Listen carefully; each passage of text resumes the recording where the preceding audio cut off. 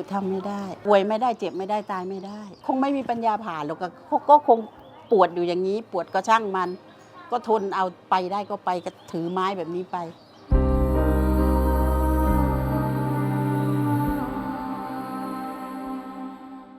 มันไม่มีทางเลือกอย่างอื่นแล้วไปผ่าเอาตังค์ที่ไหนไปผ่าคุณหมอมันไม่มีหรอกแล้วทำไง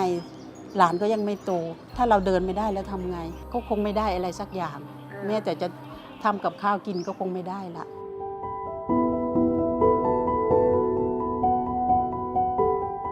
ขอบคุณผู้บริจาคทุกท่านนะคะที่บริจาคให้มูลนิธิที่มาช่วยเราขอบคุณมากมายเลยค่ะ